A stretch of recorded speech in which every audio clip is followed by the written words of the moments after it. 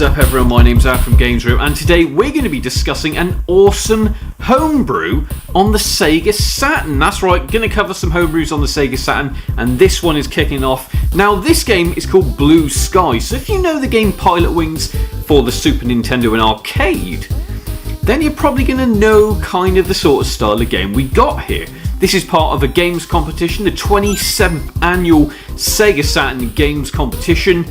And there's a lot of decent homebrews coming out or being submitted for this competition. Like I said, if you like Pilotwings, you love flying games, you're probably going to like this. Let's take a look.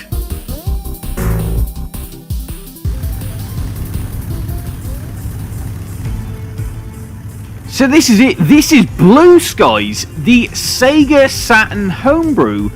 That's actually part of the 27th annual Sega Saturn, that's right, Homebrew Game Challenge, we'll call it. It's essentially a gaming competition for Sega Saturn development, and this is one of them. This is done by Emeraldnova and Xenos. Now, I've got to say, if you love Pilotwings, I think you're going to love this one. It's got such a quirky soundtrack, real simple controls. Yes, some people will look at this and say, is this really a Sega Saturn title?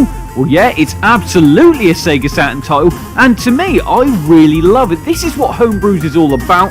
Like I said, this is part of the 27th annual Sega competition, essentially, to show the best of what's out there in the homebrew and porting scene on the Sega Saturn.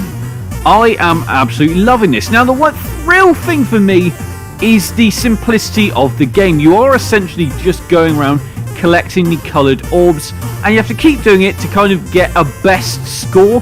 This is a contest version, so it is just the one level, one map, but for me, it was enough to get me really damn excited for this. This basically made me say, well, hold on a sec, should we not now be seeing a fully fledged release of this game?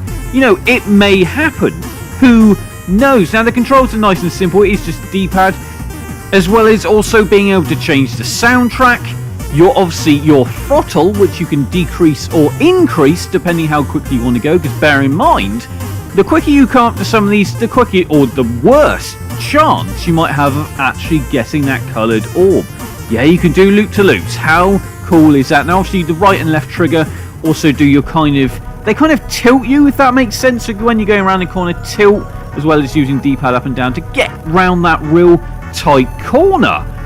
But like I said, the real cool thing for me is its simplicity. It's a real simple game, and I'd love to see this get developed further. I believe also XL2 had some sort of involvement in this. Now, obviously, XL2 you'll know for the fantastic game Hellslave being done for the Sega Saturn right now.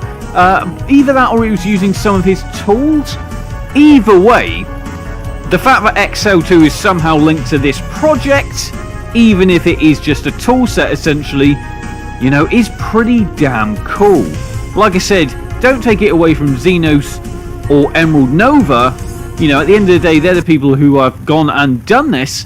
But for me, I think the simplicity is key with this. And like I said, it's just another showing here of what can be done on the Sega Saturn when people put their mind to it. It's the same with the Dreamcast. It's exactly the same thing. You know, there's some new original ideas. Yeah, okay, I guess this isn't new to the point where a new idea, because it is essentially just Pilotwings, really. But, you know, does that really matter? Like you said, we never had Pilotwings on the Sega Dreamcast or Sega Saturn. So, does that matter? I don't think so. Anyway, I hope you've liked this nice little look at Blue Skies, the homebrew for Sega Saturn. Like, comment and subscribe. I'll see you all soon.